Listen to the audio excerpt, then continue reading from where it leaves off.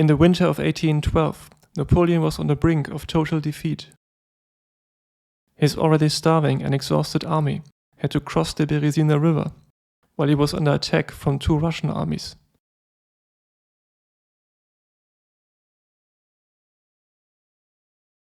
To understand how we got there, we have to go a couple of weeks back. At this time, Napoleon had just captured the city of Moscow. He stayed there for 4 weeks, hoping for peace negotiations with Russia. When he realized that he had been waiting in vain, he decided to leave the city. Napoleon's army was followed by a Russian army under command of Field Marshal Kutuzov. When Napoleon left Moscow, he had already lost more than 2/3 of his men.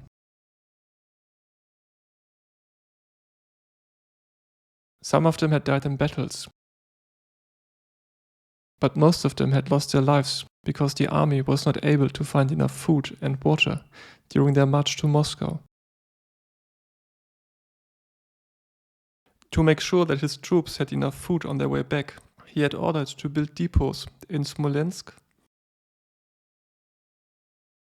Vitebsk, Minsk, and Vilna.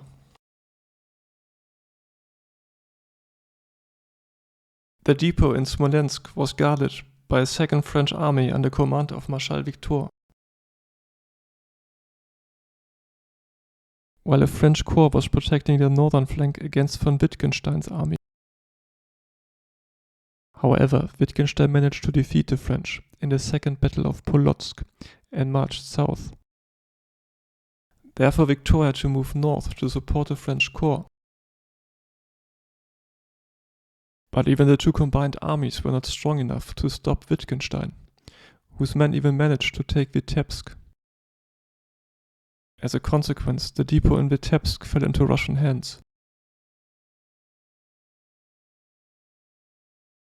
The situation got even worse when Napoleon was informed that the 3rd Russian army, under command of Admiral Chichago, had captured his depot in Minsk.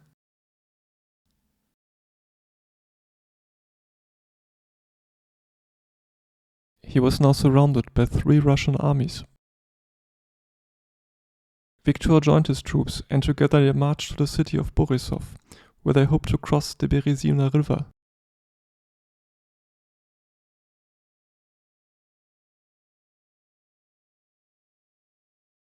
But Admiral Chichago's men were faster.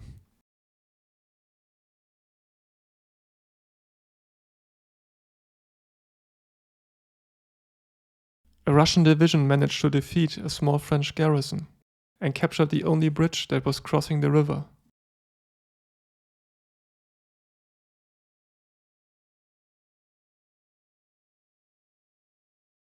The following day, Chichago's main army arrived in Borisov.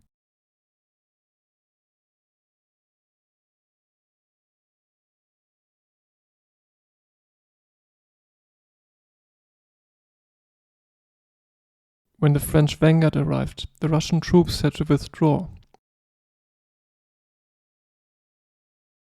But they had enough time to destroy the bridge.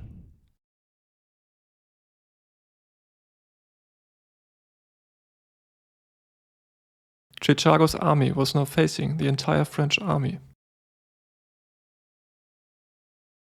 His army was about 32,000 men strong. Napoleon had approximately 36,000 men left who were still able to fight.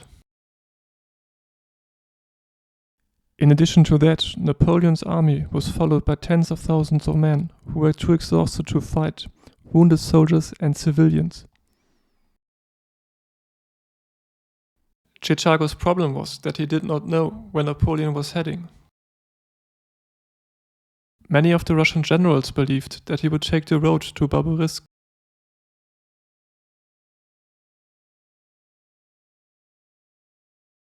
A second option was the road to Vilna.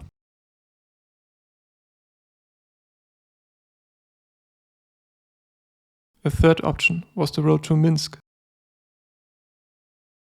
The third option was especially dangerous for Chichago, as the depot in Minsk was now functioning as his supply depot.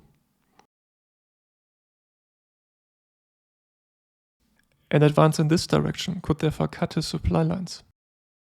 For that reason, Chichago focused on protecting the road to Minsk.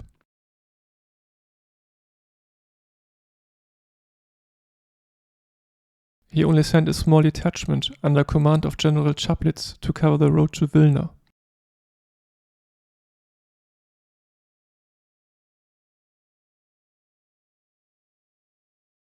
Meanwhile, the French had been informed by a local farmer that there was a fort near the village of Studianka.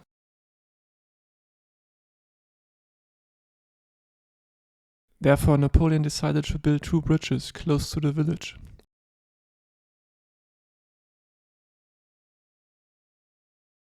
To lure the Russians away from the actual crossing point, he faked a crossing attempt 12 kilometers south of Borisov.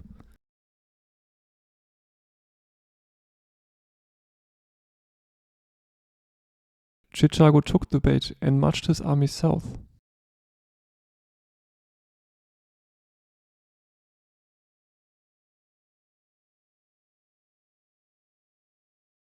He also ordered Chaplitz's troops to leave their positions.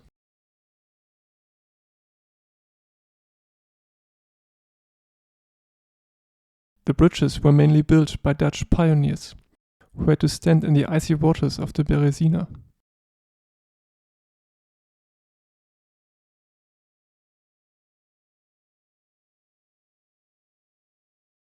Oudinot's men were the first to cross the bridges and formed a bridgehead on the other side of the river.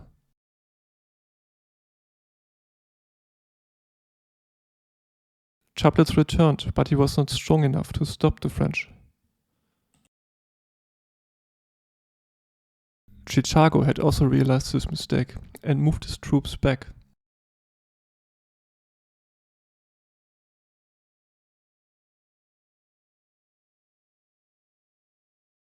Oudinot's corps was joined by a second corps, and together they could block Chichago's army.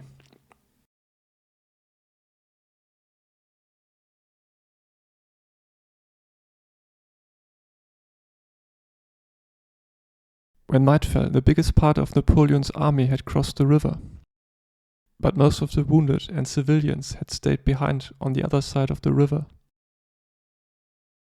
Meanwhile, Wittgenstein's troops had arrived on the battlefield.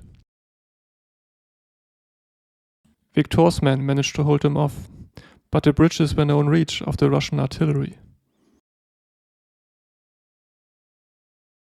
The remaining people on the right side started to panic and stormed the bridges. Thousands of them were stamped to death or drowned in the cold waters of the Berezina. Victor had to leave his position. After he had crossed the river, the bridges were burned, still leaving thousands behind on the other side of the river.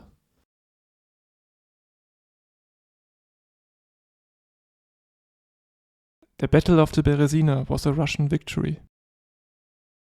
The French had losses of about 25,000 combatants and 20,000 others, while the Russians had only lost about 10,000 men. However, they failed to capture Napoleon, his field marshals and senior officers. A capture of Napoleon would have ended the war immediately. But now Napoleon was given a second chance. He had the time to assemble a new army, and the coming battles would be some of the bloodiest battles of the Napoleonic era.